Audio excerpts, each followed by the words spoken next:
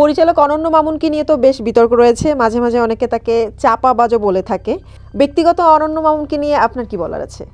I think এই ব্যাপারগুলো নিয়ে কথা না বলাই বেটার। শাকিব খানের সাথে পার্সোনাল কেমন সম্পর্ক, চিনে আপনাকে?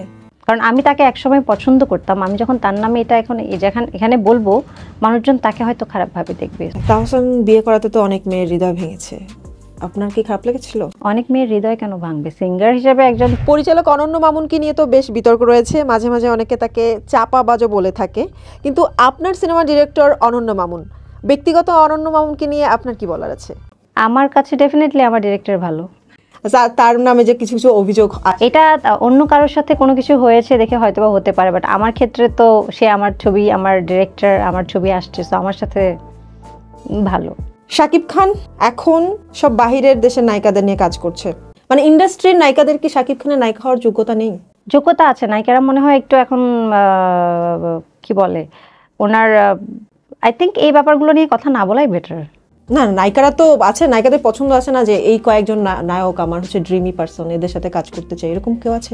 ওর যে ছিল উনি আমার পৃথিবীতে নেই। আমার সালমান শাহর গান দেখলে এখনো মনে হয় উফ, একটা ছেলে এত সুন্দর করে অ্যাক্টিং করে, এত সুন্দর করে তাকায়, তখনকার মানে সময় এত স্মার্ট ছিল, ওটা দেখলে আমাকে খুব টানে। মানে সিনেমায় আসা বলতে পারেন যে তাকে দেখে আমার মনে হয়েছে যে ও ড্রিম। সো মেকআপ সিনেমার গল্পে যে বলছিলেন যে সুপারস্টারের গল্প, মেকআপ সিনেমার গল্পে সুপারস্টারের সাথে প্রেম করেন আপনি, এমনটা ধারণা করা যায় ট্রেলার টিজার দেখে।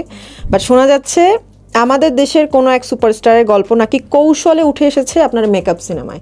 তো আমাদের দেশে একজন সুপারস্টার মানে হচ্ছে শাকিব খান, আমরা বলতে পারি। তো এরকম কোনো, এটা আপনি যেরকম ধারণা করছেন সবারই এটা ধারণা যে শাকিব খানের কোনো জীবনের গল্প এখানে উঠে এসেছে।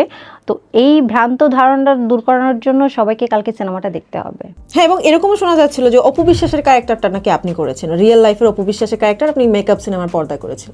এটা তো আমি এখন বলবো না এটা করেছি কি করেছি না, এটার জন্য সিনেমাটা দেখতে হবে। পরীক্ষিত কোনো নায়কের সাথে সিনেমার কাজ হয়েছে কিনা? সিয়াম আহমেদ আর রওশন পরীক্ষিত না, তারেক খান পরীক্ষিত না? অবশ্যই, মানে কমার্শিয়াল যারা একটু ভালো আছেন। আমার শুরু তো হলো, এখন সবার সাথেই হবে। শাকিব খানের সাথে পার্সোনাল কেমন সম্পর্ক, চিনে আপনাকে? হ্যাঁ। তাহসানের বিয়ের খবর তো জানেন, কেমন লাগছে তার বউ? খুব ভালো।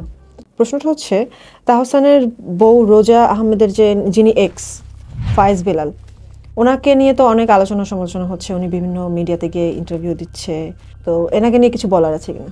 আমি বলবো যে আমি আপনাকে চাই, আপনি যখন আমার না, সো আমার না, এটা আমি টক শোতে গিয়ে বললেও আপনি আমার হয়ে যাবেন না। কারণ আমি তাকে একসময় পছন্দ করতাম, আমি যখন তার নামে এটা এখন এখানে বলবো মানুষজন তাকে হয়তো খারাপভাবে দেখবে, সো আমার পছন্দের মানুষটাকে কেউ খারাপভাবে না দেখুক।